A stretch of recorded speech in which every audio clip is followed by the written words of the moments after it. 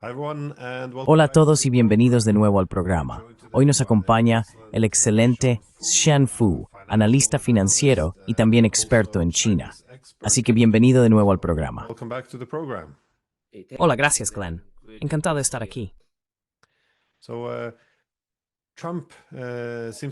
Así que Trump parece creer que Estados Unidos ha llegado al final del camino aquí, con la desindustrialización, la pérdida de dominio tecnológico y, por supuesto, avanzando hacia la bancarrota. Así que los problemas son reales, la solución puede que no lo sea. Y, por supuesto, la incapacidad para competir con China también está alimentando el pánico. Así que tienes el Día de la Liberación. Creo que ahora hay aranceles del 30% sobre China. Ha propuesto aranceles del 50% sobre la Unión Europea, la única parte del mundo por la que parece sentir más aversión que por China, y alrededor del 25% sobre Japón. Así que supongo que mi pregunta sería, desde tu punto de vista, ¿para qué necesitan los países del mundo el dólar, que han acumulado durante todas estas décadas, si Estados Unidos, supongo, ya no está abierto a los negocios? ¿Qué esperas que ocurra con el dólar, según lo que has visto en las últimas semanas? Pero también, ¿hacia dónde nos dirigimos ahora?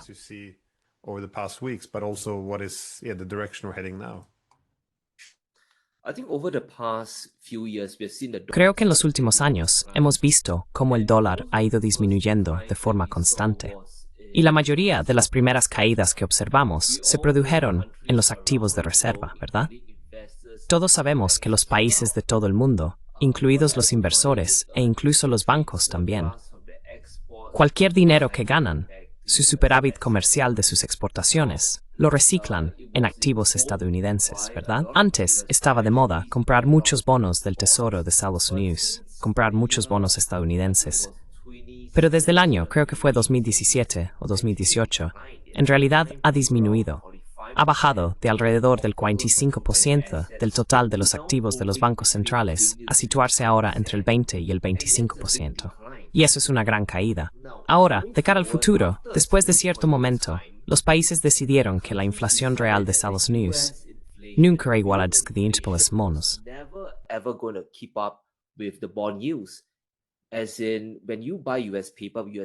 Es decir, cuando compras deuda estadounidense, bonos del Tesoro de Estados Unidos, casi siempre vas a perder frente a la inflación. Por eso empezaron a canalizar sus reservas, sus activos, hacia acciones estadounidenses. Por eso vimos esa gran subida en todas las acciones tecnológicas, las 7 magníficas. No fueron solo inversores minoristas como tú y yo, o los bancos, ¿verdad? Fueron bancos centrales de todo el mundo, varios fondos soberanos canalizando su dinero allí. Sin embargo, ahora mismo, lo que está haciendo Trump es básicamente destruir todo el tejido del sistema comercial global. Ahora bien, si miras qué es lo que realmente sostiene los activos estadounidenses, en primer lugar, es el flujo de dólares. Cuando decides amenazar a la UE con un arancel del 50%, en esencia, estás diciendo que vas a provocar un colapso, que vas a impedir que sus exportaciones lleguen a tu país.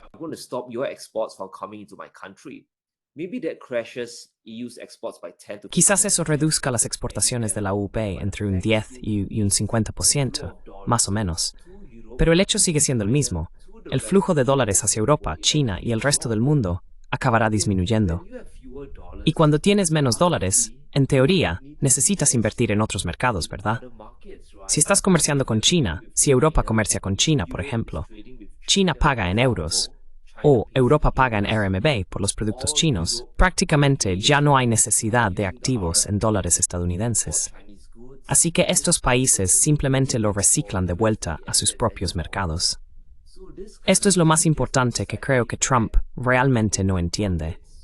Cómo está destruyendo todo el entramado del dólar estadounidense y de los activos estadounidenses al mismo tiempo.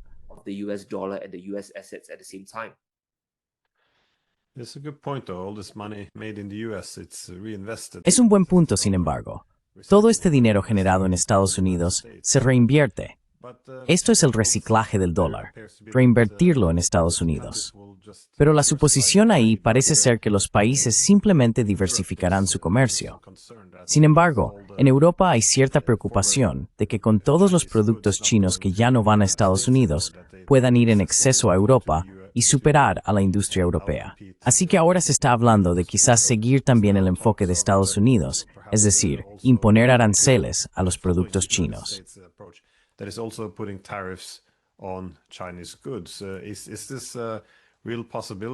¿Es esto una posibilidad real?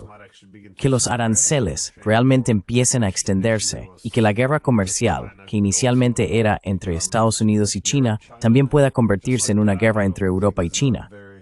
Solo me gustaría añadir que no creo que esto sea una idea muy buena, en absoluto. Si Estados Unidos se está volviendo un socio comercial menos fiable, cerrándose a los negocios, desde luego, creo que diversificar las asociaciones económicas acercándose a China sería una buena idea. Pero parece que parte de esto va en contra de lo que dictaría la lógica.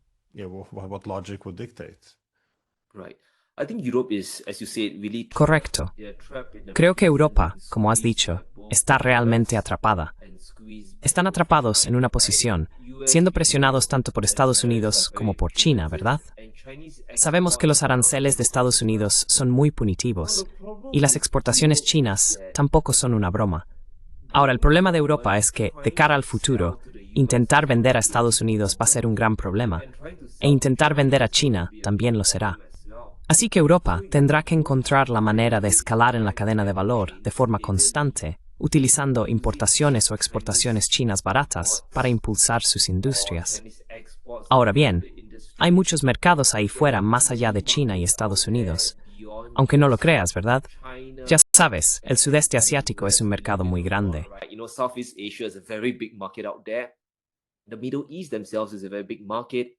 El propio Oriente Medio es un mercado muy grande. Y de cara al futuro, también Asia Central.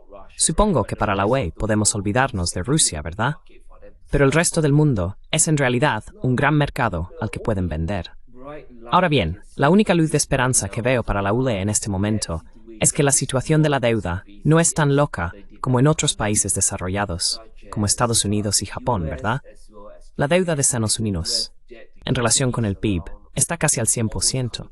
Japón ronda el 50%. Ahora, el reto para Europa es cómo van a gastar su dinero de manera eficaz y eficiente. Sabemos que Merz, en Alemania, quiere eliminar todos los frenos a la deuda. Quiere gastar, gastar y gastar.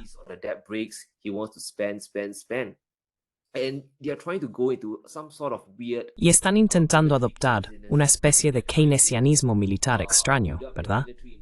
Están intentando fortalecer su complejo militar industrial para impulsar el crecimiento del PIB y canalizar el dinero hacia allí. Ahora bien, creo que esa no es realmente una forma óptima de hacer las cosas. Pero si realmente quieren desarrollar su propia economía, creo que tienen que aceptar una situación un poco extraña en la que necesitan gastar más, no austeridad, sino una situación de expansión fiscal, pero necesitan gastar más y hacerlo de la manera adecuada. Un ejemplo sería conseguir paneles solares chinos baratos, en lugar de comprar energía cara a los estadounidenses, ¿verdad?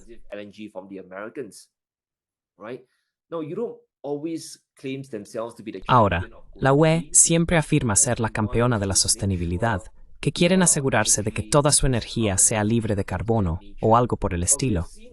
Pero hemos visto, en los últimos 3 o 4 años, algunas cosas extrañas sucediendo también en Alemania. Han cerrado todas sus centrales nucleares. No creo que hoy en día funcione ni un solo reactor.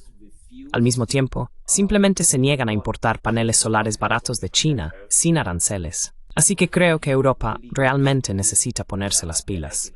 Pero para lograrlo, tendrán que distanciarse un poco más de los estadounidenses. Y la única solución es acumular más deuda y esperar poder utilizarla de manera eficaz.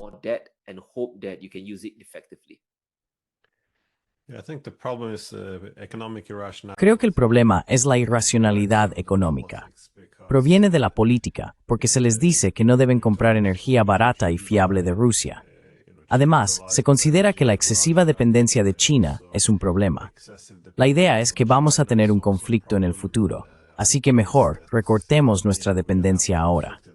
Mientras tanto, se percibe que hay una ventaja política en hacer que Europa dependa más de Estados Unidos. Como dicen los estadounidenses, si quieres que seamos tus amigos, tienes que comprar nuestra energía. And so we end up buying the worst, the most expensive. Y así terminamos comprando lo peor, lo más caro. Pero es interesante el punto que mencionaste sobre el keynesianismo militar, porque parece ser el modelo económico en Europa ahora. Es decir, intentemos reindustrializar construyendo armamento. Pero esto también está ocurriendo en Estados Unidos ahora. Vemos, supongo, que es difícil evitar este gran y hermoso edificio y la cúpula dorada. Esto es mucho dinero. De nuevo, ofrece empleos para construir todo esto, pero ¿son los empleos adecuados? ¿Y cuánta deuda va a añadir esto a Estados Unidos? How much debt is this going to add to the United States? Yes, all right. So the big beautiful bill. Sí, de acuerdo. Así que el gran y hermoso proyecto de ley, en cierto sentido, es una gran estratagema para volver a aplazar el problema. Ahora bien, si analizas realmente lo que ocurre dentro del gran y hermoso proyecto de ley, supuestamente ayuda a ahorrar a los estadounidenses, al menos según Trump, entre $5,000 y $6,000 al año, ¿verdad? Y luego, según otras estimaciones, los aranceles van a aumentar el nivel de vida en Estados Unidos en $6,000 a $7,000 al año también. Así que puedes ver que estas dos cosas, si funcionan sobre el papel, se compensan entre sí. Pero lo que realmente hace es darle a Trump una gran apuesta financiera. Está intentando apostar a que las industrias volverán a Estados Unidos y está intentando retrasar el dolor para los consumidores tanto como sea posible. And he's trying to delay the pain to the consumers for as long as possible, but he's adding $3.5 trillion. Pero él está sumando $3,5 billones a la deuda nacional. Ahora, todos podemos sentarnos aquí y especular sobre si va a funcionar o no. Pero una cosa sobre los mercados financieros es que son muy eficientes. Y lo que hemos visto en las últimas 2 o 3 semanas es que el mercado de bonos ha repudiado totalmente lo que Trump está intentando proponer. Ahora bien, si realmente presentas un proyecto de ley eficiente que realmente ayude a que la economía estadounidense crezca, los inversores estarían muy optimistas con la economía y los mercados financieros de Estados Unidos. Estarían invirtiendo en masa en acciones, pero hemos visto que literalmente no se han movido. Stocks, but we have seen them literally gone nowhere. At the same time, bond yields are going, which means Al mismo tiempo, los rendimientos de los bonos están subiendo, lo que significa que el valor de los bonos está cayendo en picado. La gente simplemente ya no está comprando bonos. Y en ciertos casos, en ciertos países, ciertos inversores, los están vendiendo todos a la vez. Así que la perspectiva para Estados Unidos es que los inversores, todo el mundo ahí fuera, simplemente no confían realmente en que Estados Unidos pueda lograrlo. Quedan demasiadas preguntas sin respuesta. En primer lugar, ¿de dónde vas a obtener insumos baratos para tus cadenas de suministro globales, verdad? Ya sabes, la situación entre Rusia y Estados Unidos está en el aire. Un día avanzan, al siguiente retroceden 2 pasos. one day they're making progress, the next day they're taking 2 steps backwards. No one knows when it's going to end. Like if someone tells me Nadie sabe cuándo va a terminar. Si alguien me dice que la guerra entre Rusia y Ucrania podría durar hasta 2026 o 2027, no podría decir que miente. Definitivamente podría extenderse hasta entonces. Y si observamos cómo Estados Unidos ha impuesto aranceles al mundo, entre un 10% y un 30% de sus importaciones del resto del mundo, incluida China, se van a encarecer. Así que diría que este proyecto de ley es un puente hacia ninguna parte. Realmente no logra nada, salvo darle a Trump 2, 3 o incluso 4 años de excusas para decir que sí, vamos a cambiar toda la economía estadounidense. Pero los fundamentos, la base misma, siguen estando bastante podridos por debajo. bedrock of it is still quite rotten underneath. Yeah, where does China go then? Because Bueno, ¿y entonces hacia dónde se dirige China? Porque bueno, sé que hay muchos otros mercados en el mundo, mencionaste los países de la ASEAN, pero aún así sigue siendo un cambio enorme alejarse de los países occidentales. Es decir, Estados Unidos aparentemente ya no está tan abierto a los negocios como antes, mientras que Europa atraviesa un declive económico, o al menos una estancación. Hay mucha inestabilidad política. Europa está en guerra y desde la perspectiva de Pekín parece más poco fiable. Entonces, ¿cuáles son las prioridades de China en este momento? ¿En qué mercados confía más o busca desarrollar? markets does it, I guess, trust the most or seek to develop? Okay, sure. So the first there are two trusts that China Primero, will have to do. hay dos pruebas que China tendrá que afrontar, y creo que ya están empezando a hacerlo. La primera es escalar en la cadena de valor como nunca antes. Ahora mismo, muchos países compran productos chinos porque son más baratos. Pero tarde o temprano, todas las economías emergentes, como Vietnam, también irán subiendo poco a poco en la cadena de valor. Así que los productos chinos serán menos competitivos. Y siempre existe la posibilidad, como mencionaste antes, de que Europa y otros países del mundo también impongan aranceles a China, quizá del 5%, quizá del 10%. Así que China misma tiene que escalar en la cadena de valor, especialmente en tecnología. Y Estados Unidos, de hecho, les está ayudando a hacerlo al mismo tiempo.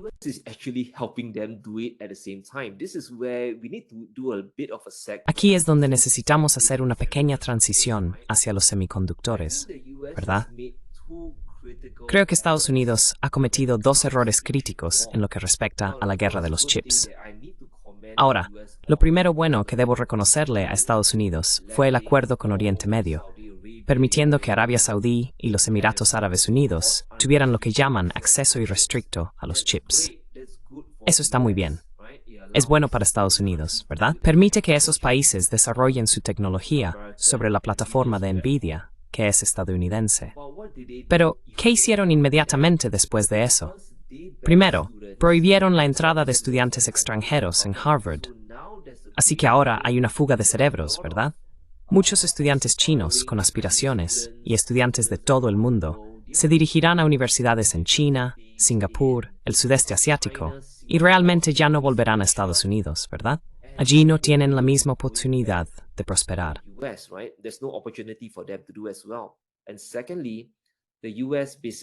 Y en segundo lugar, Estados Unidos básicamente le dijo al mundo que si te atreves a comprar chips de Huawei, siempre existe la posibilidad de que te sancionen o castiguen, ya sea con aranceles secundarios o quedando fuera del sistema del dólar. Ahora mismo no lo sabemos. Así que todo esto realmente son vientos de cola para que China los aproveche y desarrolle toda su base de semiconductores. Y mientras sigan ascendiendo en la cadena de valor, no creo que tengan muchos problemas para exportar al resto del mundo, ¿verdad? Así que, incluso si otros países imponen aranceles a China, creo que aún tienen una pista muy sólida durante los próximos 5 a 15 años para descifrar realmente el juego de los semiconductores. Y la segunda cuestión relevante que China necesita resolver ahora mismo, y no va a ser fácil, es impulsar su consumo interno.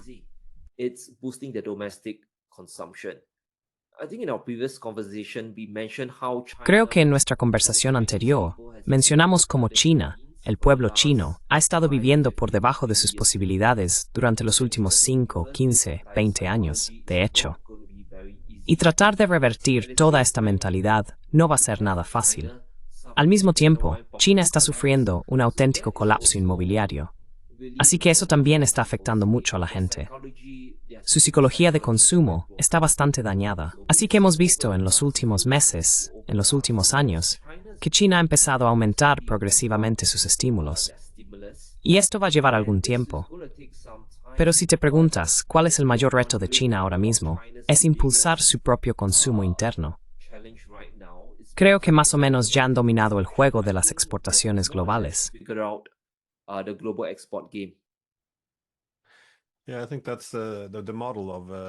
Creo que ese es el modelo de salarios bajos y bajo consumo. Creo que fue bueno durante las décadas de crecimiento impulsado por las exportaciones. Por supuesto, todas las fábricas del mundo se trasladaron a China.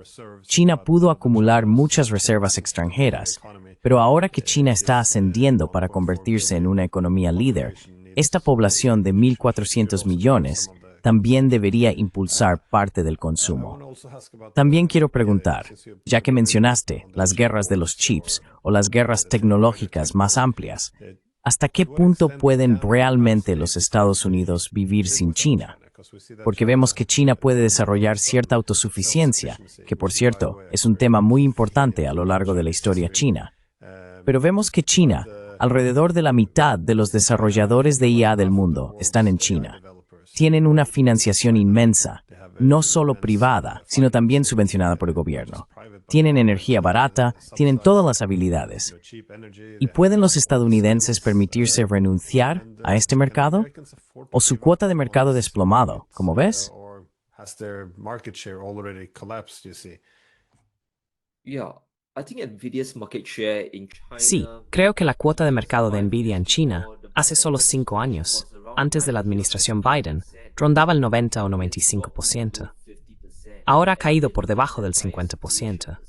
Y si toda esta situación persiste, podemos esperar que baje hasta el 5% en los próximos 10 años. Así que, respondiendo a tu pregunta sobre si Estados Unidos puede existir sin China, si el ecosistema tecnológico estadounidense puede existir sin China, bueno, yo diría que si realmente quieren vivir en una burbuja, sí, pueden hacerlo durante los próximos 10 o incluso 20 años. Posiblemente podrían lograrlo si consiguen que todo Oriente Medio, todo el hemisferio occidental, todo el grupo del G7, el Club Occidental, compren exclusivamente chips estadounidenses. Podrán sobrevivir durante un tiempo. Buy US chips, they will be able to survive for time. But the issue is that they've made so many. Pero el problema es que han cometido tantos errores que China podrá cerrar la brecha en solo un par de años. Ahora bien, el coste de producción, investigación, mano de obra y universidades en China es mucho más bajo que en Estados Unidos. Así que digamos que Estados Unidos gasta $1 para obtener resultados por valor de $0,50, ¿verdad? Todos sabemos que se pierde mucho dinero en burocracia. Se pierde aquí, se pierde allá. Pero si China realmente gasta $1 y obtiene resultados por valor de $2, en la práctica están superando a Estados Unidos por 4-1. Así que al final, la brecha se cerrará. Ahora, Estados Unidos está intentando jugar un juego muy autodestructivo. Le están diciendo al mundo, muy bien, no podréis comprar chips de Huawei. You will not be able to buy Huawei chips. But sooner or later, the world will be saying that why are we Pero tarde o temprano, el mundo se preguntará, ¿por qué estamos comprando chips estadounidenses por un precio 4 o 5 veces mayor cuando China saca algo quizá un 20% o 30% menos eficiente, pero con un precio 4 veces más bajo? Y para ellos, será una decisión obvia cambiar, ¿no? Aunque haya un periodo de transición, los países acabarán haciéndolo, especialmente cuando todos estén sintiendo la presión de la inflación. Así que respecto a tu punto, ¿podrá Estados Unidos sobrevivir sin China? Bueno, supongo que sí, pero vivirán en un mundo de inflación perpetuamente alta y crecimiento estancado. and a world of stagnating growth.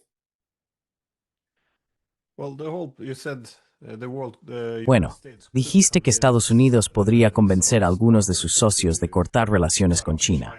Creo que al menos los europeos podrían, hasta cierto punto, ser convencidos debido a la enorme dependencia en materia de seguridad, que ahora es de mayor importancia.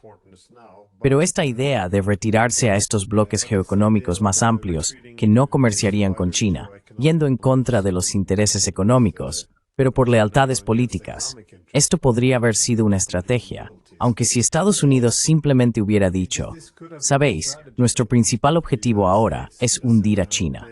Así que intentaremos conseguir la lealtad de todos nuestros aliados y dejar de comerciar con los chinos. Todos sufrimos un poco, pero de alguna manera preservamos el orden liderado por Estados Unidos, del que dependen sus aliados en materia de seguridad. Ahora bien, esto podría haber funcionado, pero no es lo que hicieron los estadounidenses.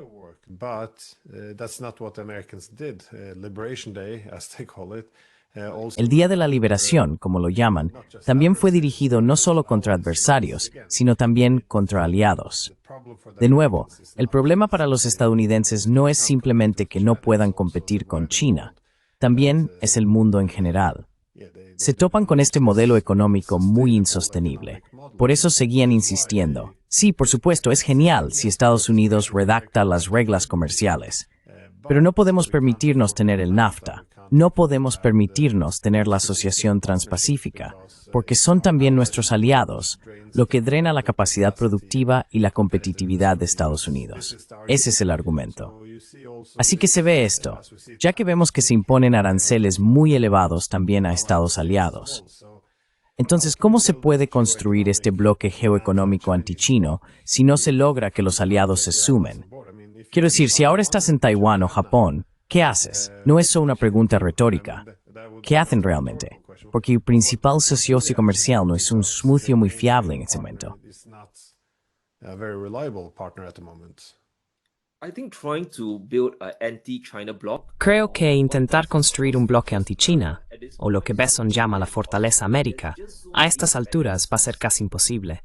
Hay demasiadas dependencias en torno a China. Y para luchar contra China, al final del día, a Washington no le preocupa el friendshoring. Esto es algo que dije hace 2 o 3 años, cuando Janet Yellen inventó ese término ridículo, friendshoring. Pero a Estados Unidos le interesa más el reshoring. Así que, si el resto de los aliados estadounidenses deciden seguir ese camino de contener a China, al final, mucha de su capacidad productiva, su producción, se trasladará a Estados Unidos. Ahora bien, eso es absolutamente fantástico para Estados Unidos, ¿verdad? Quiero decir, no nos engañemos. Absolutely great for the US, right? I mean, make no mistake about it. If all the productive capacity Si toda la capacidad productiva y las industrias de Europa, el resto del mundo, e incluso quizá Oriente Medio, se trasladan completamente a Estados Unidos, entonces de repente Estados Unidos se convierte en un núcleo de manufactura. Pero esto deja al resto del mundo en una situación muy vulnerable. Ahora bien, si observamos los últimos 4 a 8 años, especialmente desde la guerra entre Rusia y Ucrania, Estados Unidos ha estado utilizando la política económica como una forma de diplomacia estatal. Están empleando muchos de sus mecanismos económicos para forzar resultados geopolíticos. Así que podemos imaginar fácilmente una situación en el futuro en la que Estados Unidos, como centro manufacturero del mundo, podría imponer controles de exportación a otros países, incluso a sus aliados, si no se comportan como Estados Unidos desea en cualquier asunto, dentro de 10 a 20 años. Podría ser tan sencillo como, por ejemplo, que Estados Unidos logre de alguna manera dominar toda la industria de producción de automóviles en el hemisferio occidental.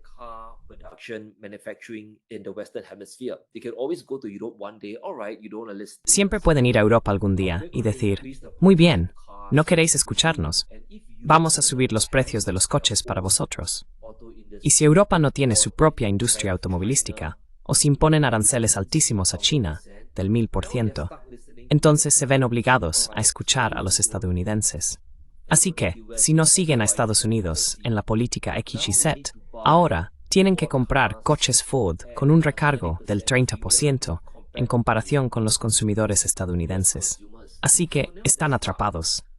Creo que estaremos para siempre en este extraño limbo en el que Europa y el resto de los aliados son arrastrados de un lado a otro, como en un gran torbellino, una gran tormenta de viento, hacia Estados Unidos, de vuelta a China, de nuevo a Estados Unidos y otra vez a China, hasta que realmente puedan desarrollar sus propias economías y volverse autosuficientes. Tal y como están las cosas ahora, simplemente están siendo zarandeados de un lado a otro.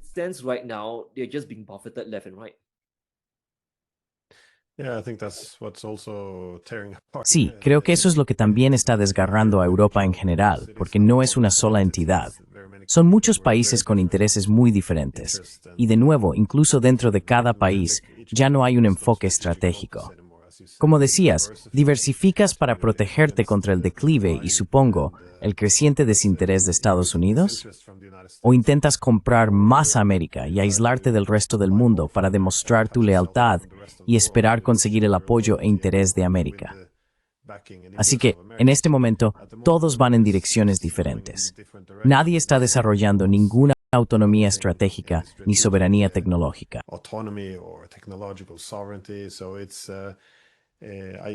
Así que sí, creo que esto no es algo que vaya a mejorar. Creo que solo va a empeorar mucho, mucho más. Y también está toda la idea de que los europeos pueden alcanzar esa cohesión interna y consenso basándose, ya sabes, en usar a Rusia como enemigo común para unir a todos. Es bastante enloquecedor. Pero sobre el tema del friendshoring, supongo que a menudo una de las críticas clave es que una vez que diversificas o trasladas tu comercio a lo que llamas países amigos, por ejemplo India, existe el argumento de que entonces sí, India acabaría porque tienen que conseguir muchos de estos componentes. No todo es de producción nacional.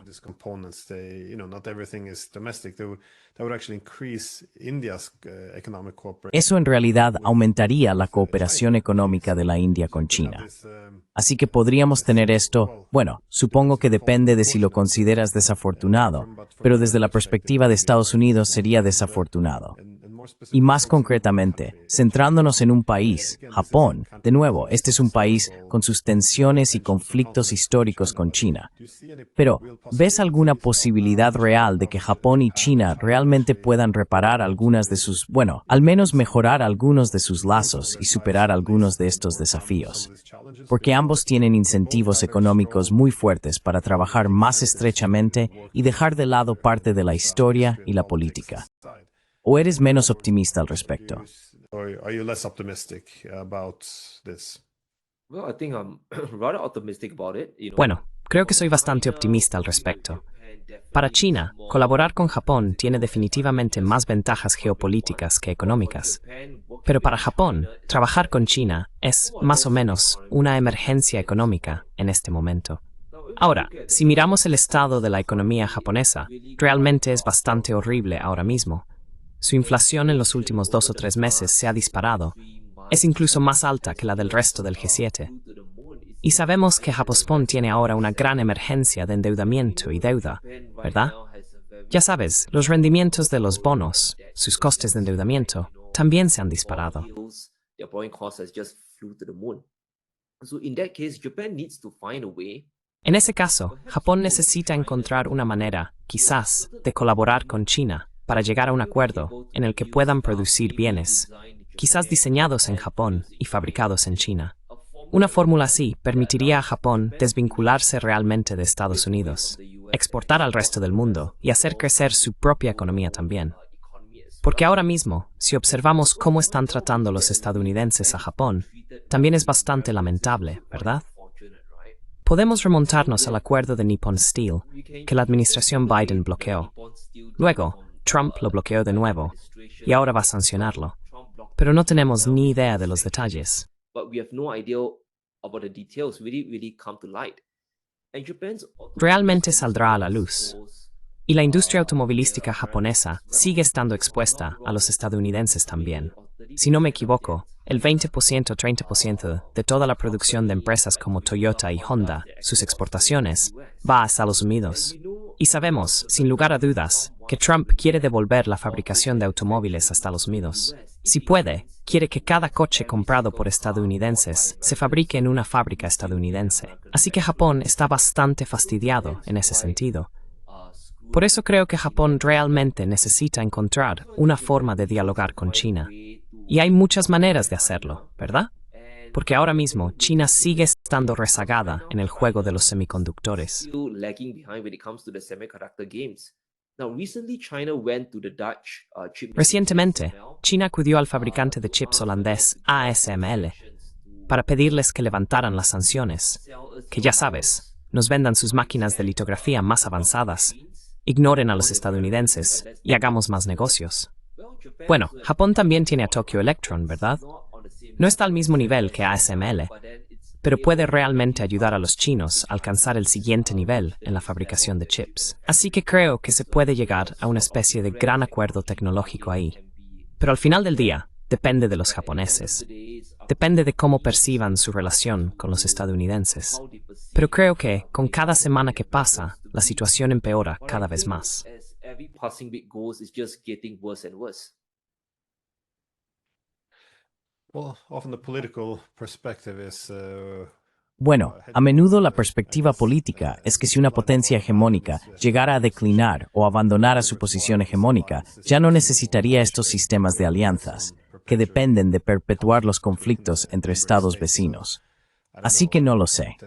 Tiendo a ser algo optimista, y pienso que algo positivo puede surgir de este horrible desastre económico hacia el que nos dirigimos. De todos modos, San Fu, tienes un excelente canal de YouTube. Sin duda lo visito cada día para obtener un buen análisis sobre China, Estados Unidos y la economía global. Sian Fu, tu nombre en YouTube es creo Sen Fu Gold. ¿Hay algún otro sitio para encontrarte? I guess it's called at Sean Fu Gold. Is there anywhere else people can find you?